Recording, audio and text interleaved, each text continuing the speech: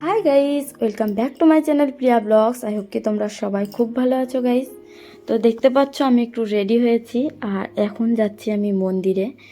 তো আজকে হচ্ছে একটা বিশেষ দিন, যে প্রিন্সের শরীর খারাপ হয়েছিল কিছুদিন আগে খুবই, তোমাদেরকে তো আমি ব্লগে দেখিয়েছি ডাক্তারের কাছে যে গিয়েছি।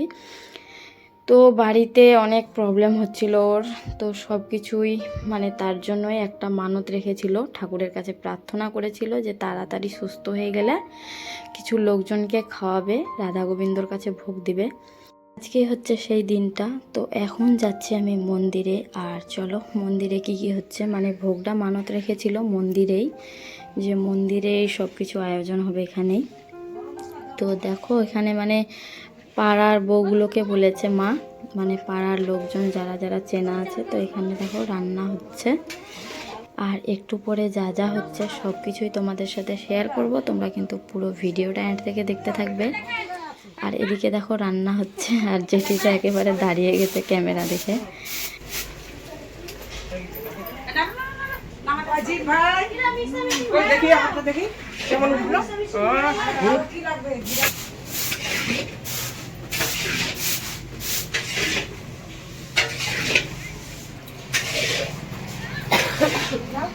ঘরে কি করছে গো?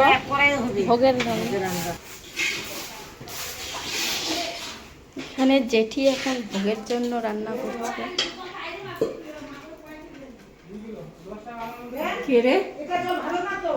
তো গাইস দেখো, এটা হচ্ছে একটা রুমের ভিতরে রান্না হচ্ছে, আর এখানে একটা জেঠি রান্না করছে। তো এগুলো সব কিছুই ঠাকুরের কাছে ভোগ লাগানো হবে, তার জন্য ভিতরে একটা স্পেশালভাবে রান্না হয় ঠাকুরের। আর বাইরে যেগুলো রান্না হচ্ছে এগুলো লোকজনকে খাওয়ানো হবে। তো ঠাকুরের আলাদাই রান্না করতে হয় ভোগ লাগানোর জন্য। তো এখানে দেখো সবাই মিলে এখন রান্না করছে, জেঠিরা মারা সবাই মিলে, মা জোগাড় করে দিচ্ছে।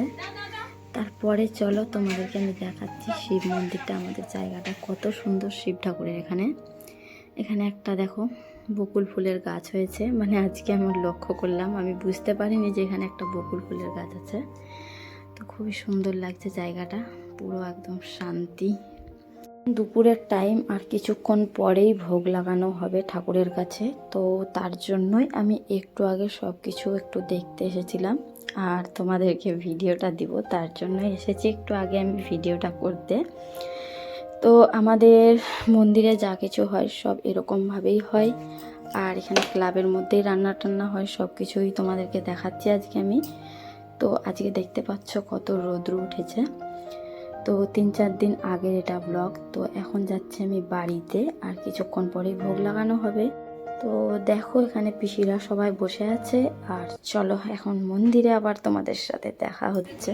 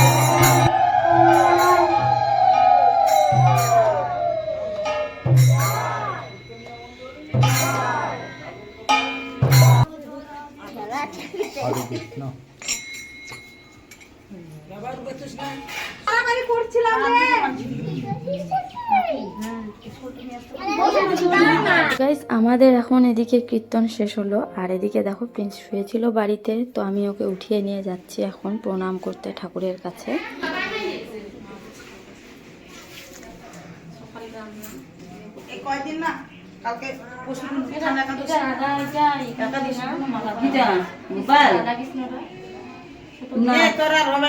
ফুলের মালা দিয়ে গেছে গোসাইয়ের জন্য, একটা মালা গাছিস তো না, বড় বড় 2 টাকাতে আবার ঢুকাইছে। গোবিন্দ তো সবাই কীর্তন করে দেখো এখানে একটু রেস্ট করছে, মানে প্রচুর গরম ছিল আজকে।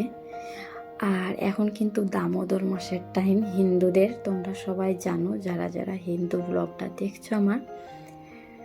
তো এদিকে দেখো অনেকক্ষণ পরে আমরা এখন খেতে বসে গিয়েছি, আমি, চয়ন ভাই, প্রিন্স সবাই মিলে। তো আমি কিন্তু রুমে বসেছি, আর এখানে দেখো প্রসাদ দিয়ে দিয়েছে আমাকে। তো এদিকে আমরা এখন খাওয়া স্টার্ট করে দিয়েছি। তো অল্প একটু একটু করে নিলাম, আমারও শরীরটা খুব ভালো নেই।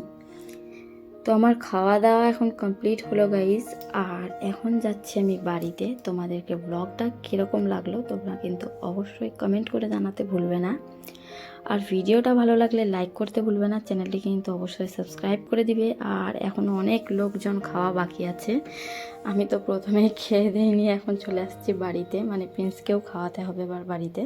চলো আজকের ব্লগটা এই পর্যন্তই, তোমরা সবাই খুব ভালো থেকো, বাই।